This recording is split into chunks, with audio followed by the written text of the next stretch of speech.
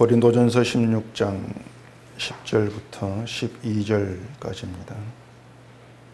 디모데가 이르거든 너희는 조심하여 그로 두려움이 없이 너희 가운데 있게 하라. 이는 그도 나와 같이 주의 일을 힘쓰는 자임이라. 그러므로 누구든지 그를 멸시하지 말고 평안히 보내어 내게로 오게 하라. 나는 그가 형제들과 함께 오기를 기다리노라. 형제 아볼로에 대하여는 그에게 형제들과 함께 너희에게 가라고 내가 많이 권하였으되 지금은 갈 뜻이 전혀 없으나 기회가 있으면 가리라. 아멘. 기도하겠습니다. 하나님께서 늘 우리의 삶 가운데 함께 하시고 우리의 모든 길을 이끌어 가십니다. 하나님이 어떠한 뜻으로 우리를 이끌어 가시는지 말씀을 통해 알게 하시고 오늘도 이 말씀 안에서 하나님의 하나님 되심을 보는 저희가 되게 해주시옵소서. 예수님 이름으로 기도합니다. 아멘. 오늘 본문도 보면은 사도 바울이 그렇게 중요하지 않은 아주 사소한 이야기를 하고 있다는 생각이 들 만한 그런 내용입니다. 보면은 별다른 내용이 없습니다. 디모데가 고린도 교회에 가거든 디모데를 멸시하지 말고 평안히 지인에게 하다가 바울에게 다시 돌아오게 하라. 어찌 보면은 개인적인 그런 부탁의 말을 하고 있는 것이죠. 그리고 또 이제 아볼로에 대해서 말하는데 이제 바울이 아볼로에게 고린도에 가라고 많이 권하였는데 지금은 아볼로 갈 뜻이 없다. 나중 기회가 되면은 갈 것이다. 이런 말이죠. 디모데에 대해서나 아볼로에 대해서나 지극히 개인적인 그런 당부, 부탁 이러한 말로 우리는 듣게 되어지는 것입니다. 그래서 어렵다고 하는 것이 이제 뭐냐면 이처럼 아주 사소한 것 같은 별 내용이 없는 것 같은 그런 이 구절, 이 내용이 우리가 예수님에 대해 증거한다고 하는 성경에 왜 이런 내용이 이제 포함이 되어 있느냐는 겁니다. 성경이 예수님에 대해서 얘기하는 것이라면은 디모데 이야기도 그리고 아볼로에 대한 이야기도 결국 그리스도에 대한 것이다. 이러한 의미가 되거든요. 근데 아무리 뜯어봐도 본문 이야기가 그리스도를 얘기하는 것처럼 보이지는 아니한다는 것입니다. 그래서 이 본문을 읽으면서도 대수롭지 않게 생각하고 지나가기 일수인데 그건 그만큼 우리가 이 성경을 잘못 보고 있다. 이러한 뜻도 되는 겁니다. 우린 항상 그 성경에서 어떤 답을 찾고 싶어 할 때가 좀 많습니다. 나에게 어떤 문제가 있을 때에 이런 경우에 어떻게 하는 게 이제 성경적인 것이냐, 그렇게 답을 찾고 싶어 하는 것이죠. 그래 답을 찾고 싶어 할 때에 이제 본문 같은 내용은 답이 없는 거예요. 본문만이 아니고 성경 어디를 봐도 우리는 쉽게 답을 찾지를 못하는 것입니다. 근데 성경이라고 하는 건 우리에게 어떤 문제에 대해서 정답을 제시해 주는 그런 역할을 하지를 않습니다. 그러니까 어떤 일이 있을 때는 이렇게 해라, 그게 신자다운 것이다, 이런 식으로 어떤 해결책을 제시해 주는 그게 성경이 아니라는 겁니다. 그래서 성경 읽다 보면 어떨 때는 좀 답답함을 느끼기도 하죠. 욥이 그랬지 않습니까? 자기는 아주 크고 심각한 그런 이제 문제를 겪고 있는데 하나님은 어떻게 하라는 답을 주지를 않고 계셨던 것이죠. 욥은 답답해요. 혼란스러운데 하나님 고요하게 계시는 것이죠. 그러다 동문서답하는 것처럼 자연 이야기를 던졌지 않습니까? 근데 그 안에 해결책이 있더라는 겁니다. 넌 이렇게 해라, 이런 답을 아니고 자연 이야기 하시는데 거기에 답이 있더라는 거예요. 하나님이 주신 욥의 문제의 해결책은 욥이 겪는 그러한 일들이 하나님 일하시는 전체라는 범위에 보면은 아주 적은 일부일 뿐이야. 욥은 자기 일을 굉장히 큰 일로 여기고 있는데 하나님께 볼 때는 너무 작은 그런 일이 지나지 아니한다. 이걸 제시를 했던 것이죠. 그래서 하나님 욥에게 질문한 내용 중에는 욥이 대답할 수 있는 것이 하나도 없었지 않습니까? 땅에 기초 놓을 때 네가 어디 있었냐? 뭐 염소 새끼 친 때를 네가 아느냐? 욥이 답할 수 있는 내용들이 하나도 없던 거예요. 왜냐하면 욥이 살아오면서 그런 일에 관심 둘 필요가 없었던 것이죠. 산 염소가 새끼를 치는 때가 언제인지 그건 염소 일이 욥의 일은 아니었던 거예요. 염소 문제, 욥의 문제가 아닌 것이죠. 이건 우리도 다르지가 않단 말입니다. 하나님이 욥에게 이제 물으신 것처럼 그 자연 이야기를 우리에게 묻는다 할지라도 우린 답하지를 못합니다. 몰라서라기보다도 아예 관심을 안 두고 있는 것이죠. 뭐 염소 새끼 치는 때 알려면 지켜보면 되지 않겠습니까? 근데 우린 그럴 필요가 없는, 그럴 생각이 없는 거예요. 내 문제가 아니니까, 관심거리가 아니라는 거예요. 그래서 아니 그걸 내가 알아야 될 이유가 뭐가 있습니까? 이렇게 말하고 싶어진다는 것입니다. 결국 이런 것들이 이제 우리에게 얘기해 주고 있는 것이 뭐냐 하면 우리는 늘 나 자신밖에 모른다는 겁니다. 그렇게 드러날 수밖에 없는 거예요. 욥만 생각했습니다. 욥 자기만 생각을 했죠. 자신밖에 몰랐던 겁니다. 자, 그러면 우리가 디모데나 이 아볼로에 대한 이러한 이제 바울의 말에 관심이 안 간단 말이에요. 관심이 가지 않은 이유가 뭐겠냔 말입니다. 우리도 똑같이 나만 생각하고 있는 겁니다. 내 문제만 생각을 하고 있는 것이죠. 나는 나밖에 모르는 그런 사람인데 고린도 교회가 뭐 디모데를 멸시를 하든 말든 아볼로 고린도 가든 말든 그게 나와 무슨 상관이 있냐는 것이에요. 옛날 예적 일인데 수천 년 전 그 얘기지 않습니까? 우리가 성경에서 자꾸 내 문제에 대한 답을 찾고 싶어 하는 것도 나밖에 모르는 인간성 때문이다. 이렇게 보시면 되는 겁니다. 내 문제에 대한 답을 찾아서 그대로 하면은 문제가 잘 해결되겠지. 그런 이제 생각이 있는 거죠. 내 문제 해결. 근데 그게 자기밖에 모르는 인간성이라고 하는 거예요.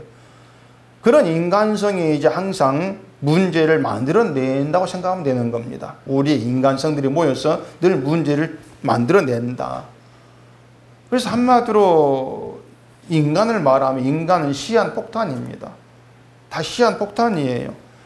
그 시한폭탄이라는 게 지금은 조용한데 아무렇지 않은 것처럼 보여도 때가 되고 어떤 시간이 되면 터져버린 거지 않습니까? 그래서 언제 터질지 모르는 불안감을 줘요. 인간이 그런 존재라고 하는 것입니다. 그래 교회라고 하는 게 별것 아니에요. 교회라고 하는 게 이렇게 시한폭탄이 함께 하고 있는 겁니다. 시한폭탄이. 그럼 문제가 있는 건 지극히 당연한 거죠. 그 시한폭탄은 제거할 수가 없어요. 이걸 터지지 않게 어떤 조치를 할 수도 없는 거예요. 늘 기회가 되면 터질 수밖에 없는 겁니다.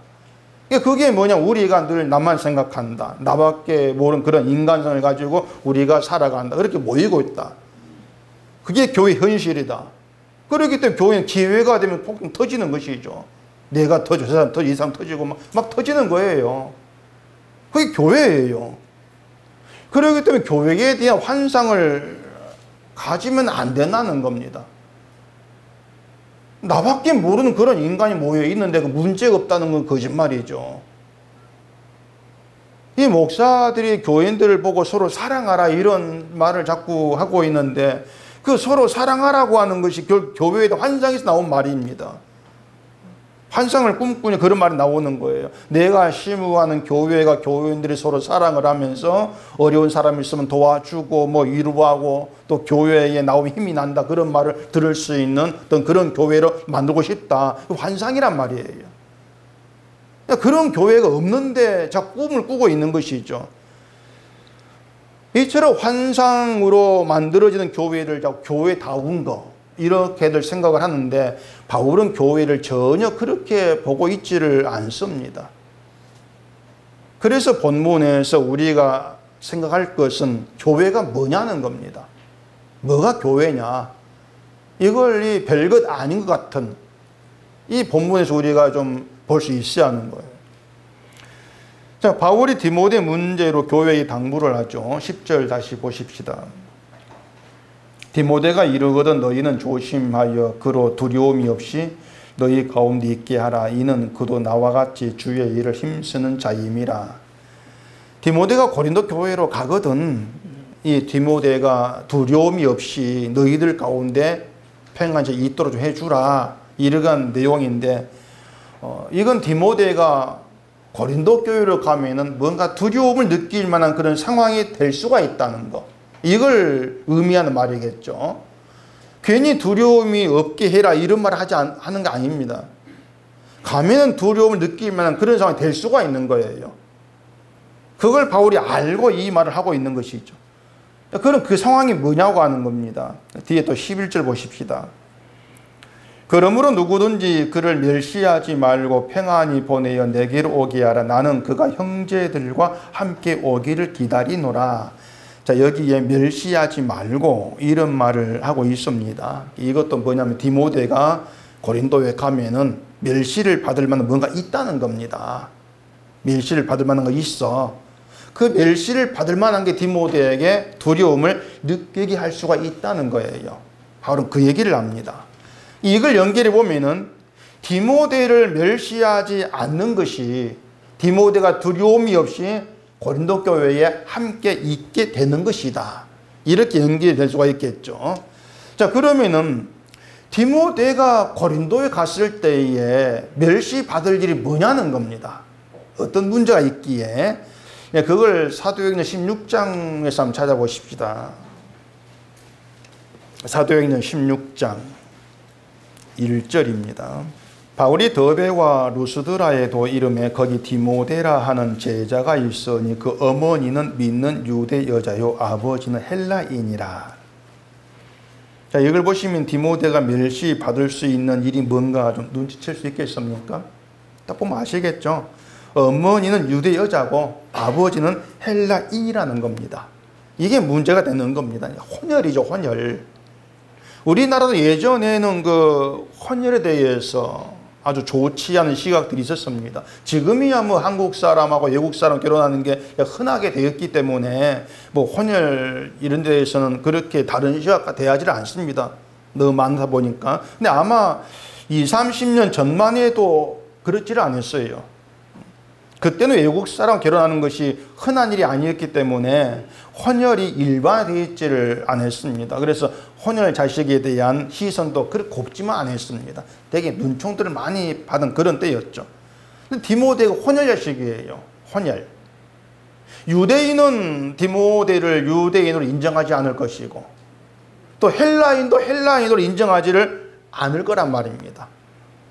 그런 입장이 있는 것이죠. 결국은 디모데는 양쪽 모두에게 유대인이나 헬라인 양쪽 모두에게 멸시를 받을 수 있는 그런 입장에 있단 말입니다. 아버지가 유대인이 아니고 헬라인이라고 하는 것이 디모데에게 얼마나 약점이 되는 일인가 하는 것은 바울이 디모데에게 할례받게 한 그런 내용이 있는데 그걸 보면 우리가 알 수가 있어요. 그 뒤에 16장 사도행전 2절 보시면 나옵니다. 디모데는 루스드라와 이고니온에 있는 형제들에게 칭찬받는 자니 바울이 그를 데리고 떠나고자 할새 그 지역에 있는 유대인으로 말미암아 그를 데려다가 할례를 행하니 이는 그 사람들이 그의 아버지는 헬라인 줄 다 알미러라. 이렇게 얘기합니다. 디모데가 형제들에게 칭찬을 받는 자 이렇게 얘기를 합니다. 뭐 이제 믿음으로 인해 칭찬을 받았다고 생각할 수 있겠죠. 그런 디모데를 바울이 이제 복음을 전 여행에 같이 데리고 가려고 한단 말이에요. 근데 그냥 데려가는 것이 아니고 할례를 행하게 하고 데려가는 겁니다. 할례를 행하게 하고. 바울은 아다시피 할례 매인 사람이 아니에요. 율법에 안 매입니다. 그래서 믿음 좋으면 데려갈 수가 있는 것이죠. 근데 굳이 할례를 행하고 데려가더란 얘기예요. 유대인은 난지 8일 만에 할례를 합니다. 디모데가 그때까지 청년 그때까지 할례를 하지 않았다는 건 아버지가 헬라인이었기 때문에 하지 않았던 것을 알 수가 있겠죠. 헬라인이니까 유대교회 할례를 율법을 행하지를 않는 따르지를 않은 것이죠.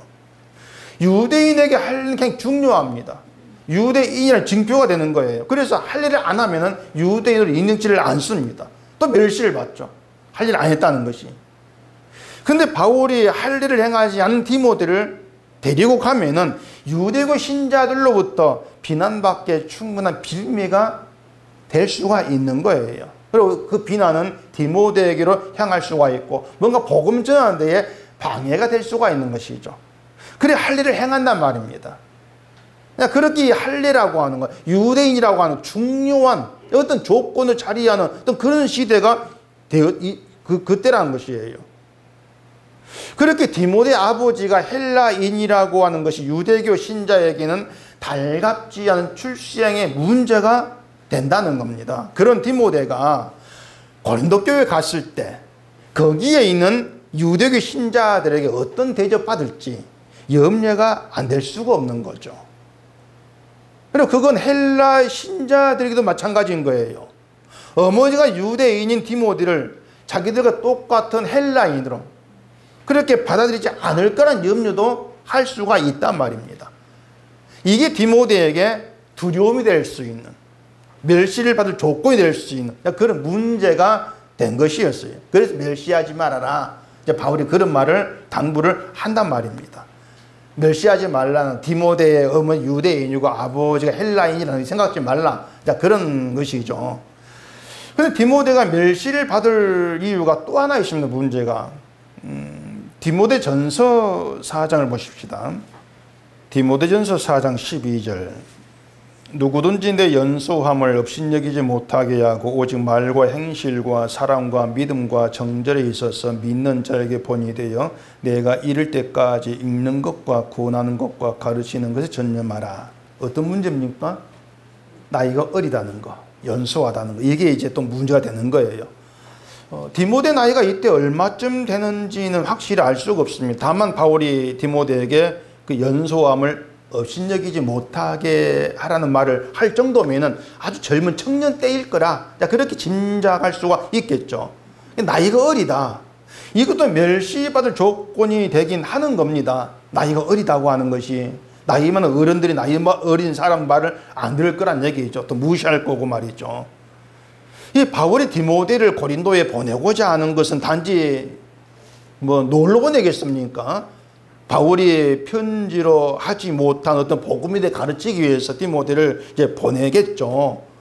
바울이 디모데에게 읽는 것, 권하는 것, 가르치는 것 전념해라 이런 말 했던 걸 보면은 바울이 없을 때는 바울 대신에 디모데 가르치는 일을 했던 것으로 알 수가 있는 겁니다. 그런데 혼혈에다가 나이도 어린 디모데의 말을 얌전히 듣고 있을 사람이 한 몇천이 되겠냐고 하는 거예요. 고린도 교회에. 더구나 그 문제투성인 교회가. 이런 문제가 있기 때문에 바울이 멸시하지 말아라 이런 말을 하는 것으로 볼 수가 있는 거죠. 자, 그럼 이 중요한 것이 있습니다. 뭐냐면 바울이 디모데를 멸시하지 마 이렇게 고린도 교회에 당부했을 때에 이게 고린도 교회에서 어떻게 실현될 수가 있냐고 하는 겁니다. 어떻게?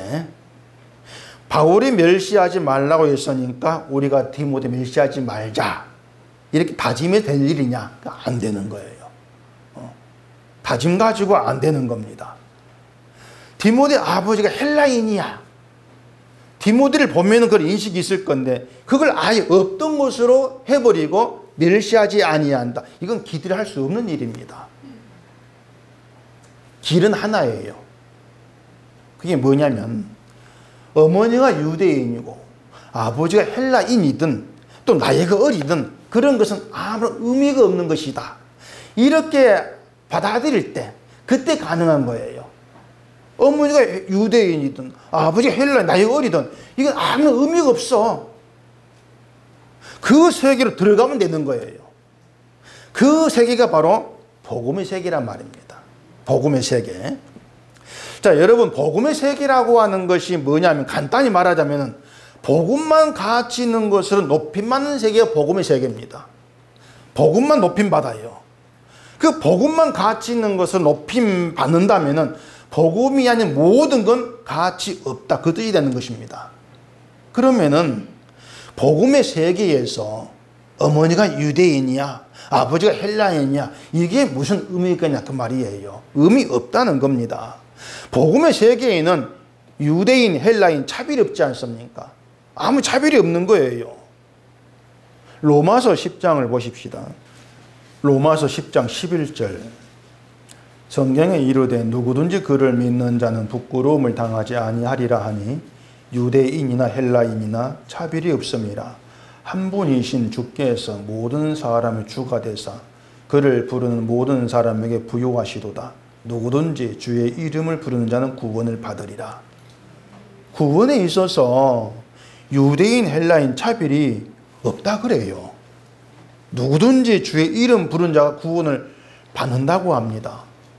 차별이 없다 이 말이 무슨 뜻이냐면은 너희가 잘해가지고 구원받는 게 아니라는 겁니다.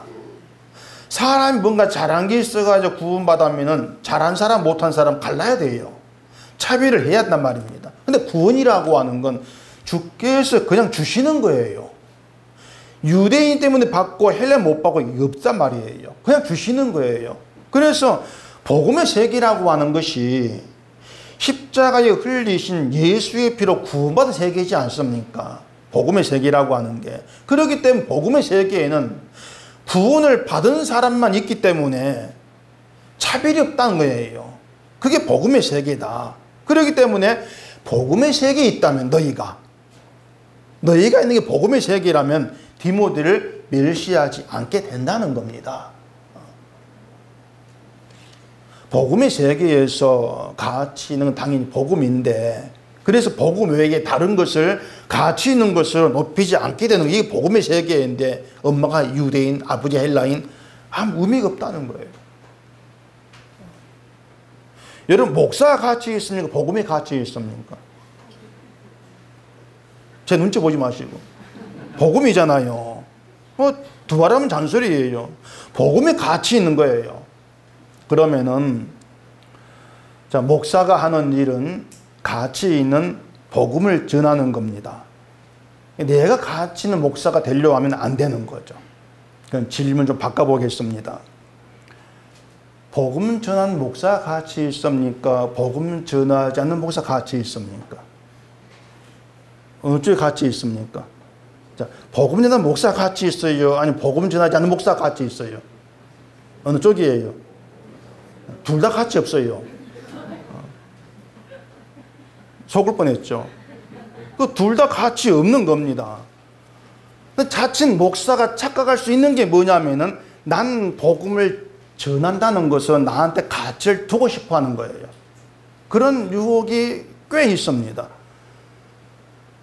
그게 뭔가 하면은요, 인간은 언제나 변한다는 걸 모른단 말입니다. 인간은 늘 변합니다. 이게 목사가 오늘 복음을 전했다고 해서 내일도 복음을 전한다, 모레도 복음을 전한다, 보장이 없습니다.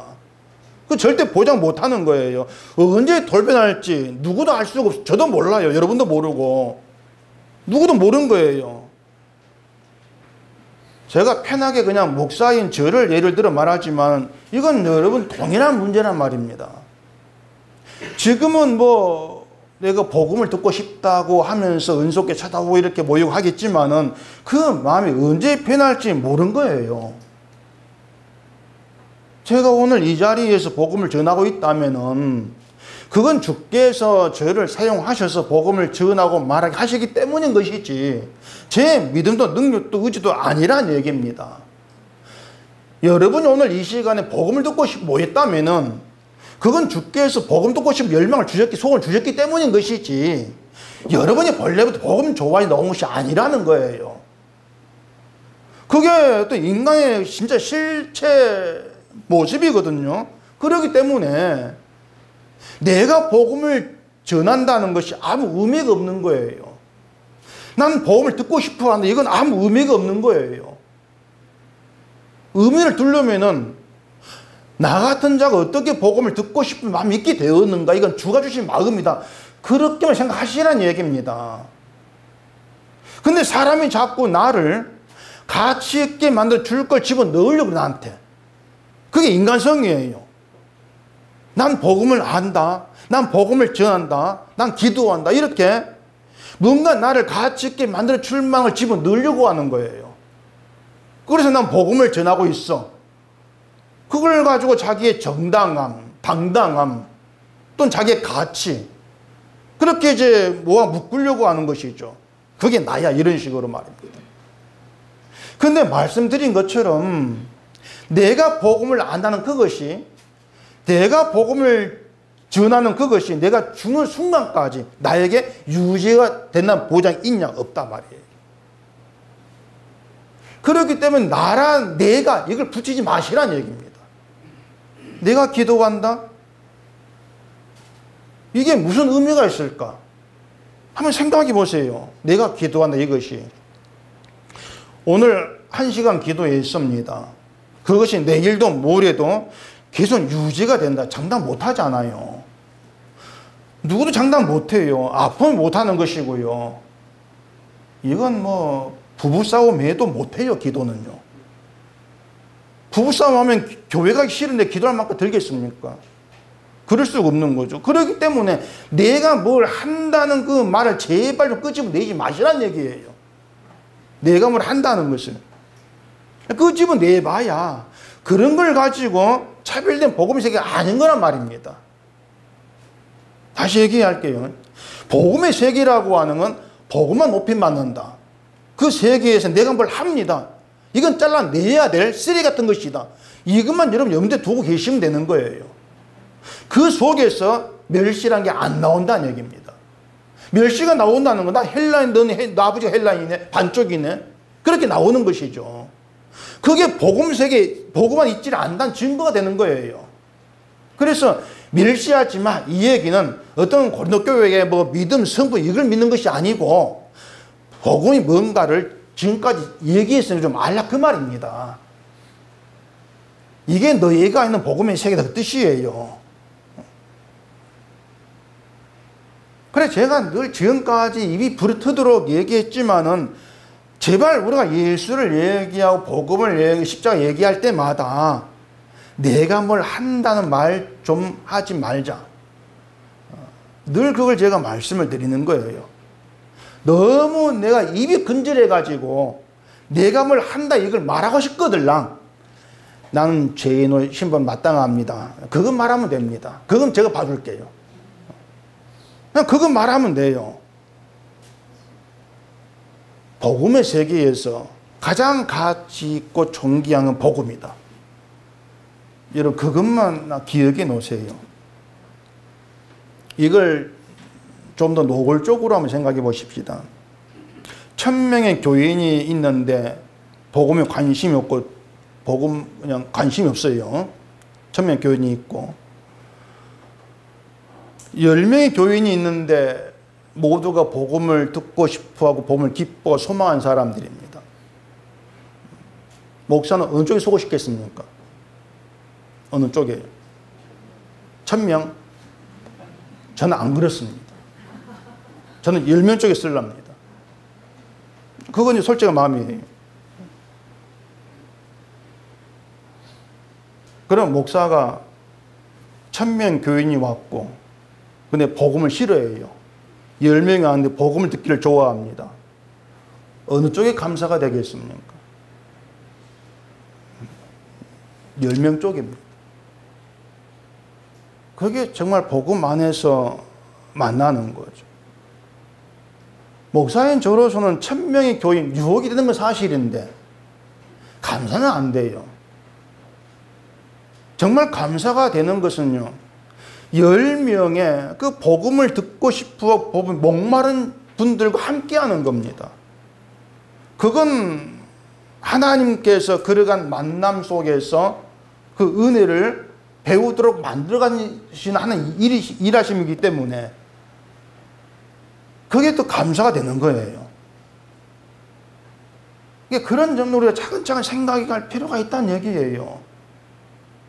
이 말은 여러 모였을 때에 정말 복음을 알고자 원하는 그런 분들과 함께 모이게 되어진다는 자체를 감사하시라, 그 말입니다. 그냥 교회로 오는 거 생각하지 마시고 그게 정말 복을 바라보고 우리의 심정이 되어야 되는 것이죠. 12절 또 보십시다. 형제 아볼로에 대하여는 그에게 형제들과 함께 너희에게 가라고 내가 많이 권하였으되 지금은 갈 뜻이 전혀 없으나 기회가 있으면 가리라. 바울이 왜 이런 말을 하는 것일까요? 아볼로에게 고린도 교회로 가라고 바울이 많이 권했는데 아볼로는 지금 갈 뜻이 없어 안 간다. 나중에 기회가 되면 갈 거다. 이런 말을 왜 하냐는 겁니다. 뭐 정말 이건 진짜 사소하고 뭐 어떤 개인적인 말로 그렇게 생각될 수밖에 없는 그런 내용이죠. 근데 여기에도 우리가 생각해야 될 복음의 세계가 있는 거예요. 자, 먼저 바울이 아볼로를 형제라고 지칭을 합니다. 형제. 아볼로 이 사람은 아주 대단한 사람이에요. 아볼로가. 그 사도행 18장에 보면은 아볼로를 학문이 많고 성경에 능한 자라고 얘기합니다. 아볼로를. 그리고 일찍 주의 도를 배워서 열심히 예수에 관한 것을 말하고 가르치는 일을 한 사람. 이렇게 얘기합니다. 고린도 교회에 4개 분파가 있었는데 그 중에 하나가 아볼로파였죠. 아볼로파가 있다고 하는 것은 고린도에서 어느 정도로 아볼로가 높임받았는가, 이걸 짐작케 하는 그런 내용이 되는 거예요. 아볼로가 이 정도의 인물이었다면 바울과 함께 유명해질 수 있는 그런 위치에 있었다고 할 수가 있죠. 이 말은 둘이 서로 경쟁 관계가 될 수가 있었다는 얘기입니다. 세상 같으면 그랬을 거예요. 세상 같으면. 지금도 교회든 목사든 서로 경쟁한 관계를 흔히 볼 수 있습니다. 교회가 서로 경쟁하고 목사가 서로 경쟁하죠. 작년인가 그 교회 앞에 이제 공원에서 옆에 교회가 전도를 하고 있었습니다. 미숫가루 같은 차 같은 거 나눠주면 전도를 하고 있는데 저도 지나가다가 이제 미숫가루 한 잔 제가 얻어 마셨어요. 차를 주면서 교회 나오시라고 그래서 제가 교회 다닌다 했거든요. 어느 교회 다니시냐고. 그래 바로 앞에 은석교회 다닌다고 제가 이제 얘기했죠. 그랬더니 하는 말이 우리 교회도 한번 나와보세요. 교회 다니고 있는데 한번 자기 교회 나오시라는 거예요. 그래서 제가 아니 교회가 예수 전하면은 다 같은 건데 가볼 필요 있겠습니까? 이렇게 아니라는 겁니다. 자기 교회는 특별한 은사가 넘쳐가지고 오시면 어떤 그 치유와 위로가 참 넘칩니다. 다를 겁니다. 이렇게 이제 얘기를 해서 제가 예, 다르긴 다르네요. 그러고 이제 그냥 갔어요. 다르긴 다르죠, 은석교회하고. 만약에 바울과 아볼로가 이런 인간성을 가지고 그대로 만났다면은 이건 볼 것은 경쟁 관계입니다. 어느 한쪽 기울이지 모르겠는데 팽팽한 어떤 위치에 있다고 볼 수 있죠. 경쟁 관계예요. 말씀드린 것처럼 아볼로 파가 있었다. 바울파도 있었고. 이게 그걸 이제 의미하고 있는 것이죠. 고린도후서에 보면은 사도 바울이 편지들은 중하고 힘이 있지만은 몸이 약하고 말이 시원치 않다 이렇게 비난을 받았습니다. 바울의 그런 비방을 받게 되어진 것도 아볼로 때문이 아닌가? 그렇게 짐작해 볼 수 있어요. 아볼로가 말을 잘했는데 바울은 말을 못해서 그런 비난 받지 않았겠는가 볼 수가 있죠.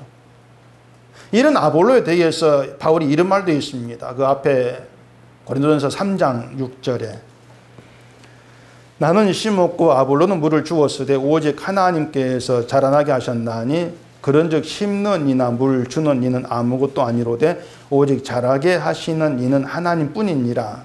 그러니까 바울은요, 아볼로도 자기와 동일하게 복음을 위해 일한 사람 높이고 있는 겁니다. 똑같이. 만약 우리가 아볼로 입장에 되어진다면은 아마 아볼로를 그렇게 대하지를 못할 거예요. 아볼로 그렇게 높이지도 못할 거란 말입니다. 말 잘한 저 아볼로 때문에 내가 말 못하고 비방받고 있어요. 그래 아볼로가 미워질 수도 있는 그런 이제 될 것이고 아볼로만 없으면은 이런 마음도 들 수 있지 않겠냐 말입니다. 근데 바울은 그게 없는 거예요.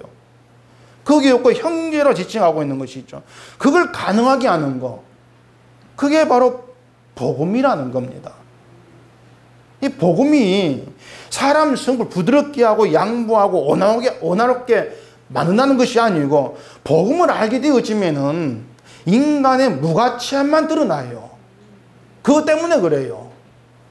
인간은 무가치하다. 이걸 알아요. 자, 바울은 심었다. 아볼로 물을 주었다. 근데 자라게 하시면 하나님이야. 그게 뭡니까? 심는 건 물 주는 건 아무것도 아니 그 뜻이지 않습니까? 아무것도 아니야. 그게 복음의 세계예요. 그렇기 때문에 내가 심었어. 네가 물 줬네. 근데 심는 게 잘한 것이야. 이런 경쟁이 나올 수가 없는 거예요. 어떤 게 더 가치 있는 일일까? 저울질이 없는 거예요. 그렇기 때문에 상대방이 한 일을 멸시할 일도 없는 거예요. 또 이거밖에 못해. 나 이만큼 했어. 그게 없어요. 그게 복음의 세계라 그 말입니다. 그렇게 보면은 지금의 교회를 복음의 세계를 경험할 수 교회를 할 수 있느냐? 그렇게 말할 수가 없는 거죠. 온통 경쟁인데요. 구역장을 경쟁시키고 뭐 그렇게 하고 있지 않습니까? 바울이 디모데를 얘기하면서 나와 같이 주의 일에 힘쓴 자 이렇게 얘기합니다. 나와 같이. 바울과 같이 복음에 힘쓴 자다. 그거지 않습니까? 그 젊은 사람을 그렇게 높이기가 쉽지가 않아요. 근데 바울은 높이고 있는 거예요. 왜냐? 똑같이 복음에 쓰여지는 것은 내 힘이 아니고 내 실력이 아님을 아니까 바울이. 디모데도 바울 자신도 부름받아 쓰여지고 있는 것이다. 이게 잘난 게 없다란 얘기예요. 그렇기 때문에 고린도 교회에 다른 거 다 보지 말고 복음만 봐라. 디모데에게 복음만 보고 바울은 나의 복음만 보고 복음만 봐라. 그럼 거기에서 차별과 어떤 멸시는 없단 말이에요. 그게 복음의 세계더라. 디모데를 복음에 힘쓴 그런 사람만 보라는 것이죠. 이렇게 오직 복음에 의해서만 관계된 걸 가리키기 위해서 형제라 그런단 말입니다. 형제다. 아볼로를 바울이 형제 이렇게 부르는 것도 우리가 교회에서 뭐 우리 은석교회는 그런 거 잘 안 하지만은 형제 봉치하는 것과는 달라요. 차원이 다른 거예요. 바울이 말해 형제라고 하는 것은. 형제는 우리가 형제로 불러준다 해야 형제 되는 것이 아닌 거란 말입니다. 또 성경 뭘까요? 히브리서 2장 보십시다. 히브리서 2장 11절. 거룩하게 하시는 이와 거룩하게 함을 입은 자들이 다 한 근원에서 난 자라. 그러므로 형제라 부르시기를 부끄러워하지 아니하시고 이르시되 내가 주의 이름을 내 형제들에게 선포하고 내가 주를 교회 중에서 찬송하리라 하셨으며. 여기 보면 거룩하게 하시는 이와 거룩하게 함을 입은 자가 있습니다. 우리를 거룩하게 하시는 분이 계시죠. 그러니까 우리를 거룩하게 하시는 예수님이 아니었다면 우리는 거룩함을 입을 수가 없는 것이고 구원을 받을 수가 없는 거예요. 그래서 복음은 우리를 거룩하게 하신 예수로 구원받았다. 이걸 말하는 것이고 복음의 세계에 있는 우리는 나는 정말 아무것도 아니다. 이게 우리를 바라보는 시각이 되어져야 한다는 겁니다. 복음 안에 있는 것이라면은. 여러분 자신에게 정말 이 세상에서 선하고 어렵다 여기는 것들을 다 끌어서 한번 붙여보세요. 모든 행함들을. 1년에 1억씩 성금 낸다. 하루 1시간 기도한다. 성경을 성품이 천사 같다. 다 끌어 모아보세요. 여러분에게. 나는 이런 사람이야. 다 끌어 모아도 그걸 가지고 거룩하게 하는 분이 없는 겁니다. 거룩되게 못하는 거예요. 거룩함을 입을 수가 없는 거예요. 이걸 알기 때문에 나와지는 고백은 난 아무것도 아닙니다. 그렇게 나와질 수밖에 없는 거예요. 이 고백에서 경쟁이라는 것, 멸시라는 것은 나올 수가 없다는 말입니다. 바울도 아무것도 아니고 아볼로도 아무것도 아닌데 심은 것이 가치 있나 물중에 가치 있나. 그런 비교가 의미가 없는 것이죠. 그래서 형제라고 하는 것은 이런 복음 관계에서 나와지는 거예요. 형제라고 하는 것이. 그래서 우리가 드린 오늘 예배가 거룩하게 하시는 예수님이 아니면 거룩함을 이룰 수가 없고 구원될 수 없는 그런 사람으로 모여지는 뜻에서 드리는 예배, 그런 예배가 되기를 원하는 거죠. 그럼 우리는 형제로 예배하고 있는 거예요. 그런 예배라면 형제로 예배해야 한다. 지금이 그런 예배를 우리가 드리고 있다면은 우리는 다음 주도 또 그 다음 주도 성령님의 도우심으로써 복음의 관계에서 한 형제로 모여서 예배 드리게 되기를 소원하는 것. 그게 우리 가운데 있어야 되죠. 그냥 아무 생각 없이 교회에서 와서 예배 드린다. 그래 돌아가는 것보다도 정말 형제로 모여가 예배하는 거 우리 힘이 아니다. 성령님으로 가능한 거다. 그러면 우리 모두가 복음 안에서 한 형제로 모여서 예배하는 거. 그게 매주 우리 소망으로 살아있는 거. 그게 어떤 신자로서의 복음을 아는 소망, 열망. 이렇게 얘기할 수가 있을 거란 얘기입니다. 무엇보다 여러분 자신이 내가 누구인가를 끊임없이 생각해 주셔야 돼요. 내가 누구인가 하는 것을. 내가 누군가를 안다면 내가 예수님에게 있잖아 아무도 없게 되어지는 거예요. 멸시할 자가 없는 것이죠. 나도 예수님이 아니면 구분될 수 없는 정말 아무것도 아닌 그런 자일 뿐인데 이런 내가 내 신앙을 자랑하고 내가 하늘을 가질 수가 있을까? 그런 점들을 부지런히 늘 생각하시라는 겁니다. 그러면서 언제나 난 아무것도 아니고 예수님 은혜가 아니면 구원될 수 없는 죄의 존재일 뿐이다. 결론이 늘 여러분 속에 품이 있어야 돼요. 그게 살아있어야 되죠. 그게 복음의 세계를 살아가는 거예요. 그래서 우리가 복음의 세계를 산다는 것은 어떤 신앙 행위를 많이 해야 되는 이걸 말하는 것이 아니고 내가 누구인가를 아는 가운데에서 십자가에 못 박히신 주의 은혜로 구원받았다. 그 고마움을 가지고 살아가는 겁니다. 그게 복음의 세계를 사는 거죠. 이처럼 복음의 세계에 있는 신자들이 예수님의 이야기를 듣고 싶어 하지 않겠습니까? 딴 거 필요 없다. 예수님 이야기만 듣고 싶다. 그렇게 되겠죠. 그러면서 사람이 얘기해 주면 듣기가 싫어지는 거. 그렇게 이상한 무리가 모인 게 교회예요. 교회는 이상한 거예요. 세상에 잘 된다. 이런 말에는 귀를 막고 싶어지는 것이죠. 왜냐하면 그런 말들은 예수 없으니까. 막고 싶을 수밖에 없는 거예요. 그래서 본문의 바울의 말은 디모데에게 대해 얘기하는 것도 아니고 아볼로에 대해 얘기하는 것도 아니에요. 복음의 세계를 얘기하는 겁니다. 오늘 본문이. 우린 다 예수 그리스도로 거룩함을 입은 형제다.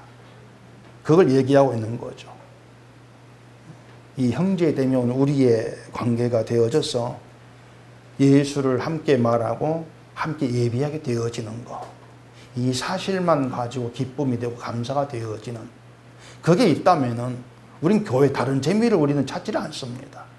함께 예수를 말한다. 이것이 우리 최고의 복으로, 은혜로, 기쁨으로 자리하는 것이죠. 그게 교회됨으로 세워져 가는 것이다.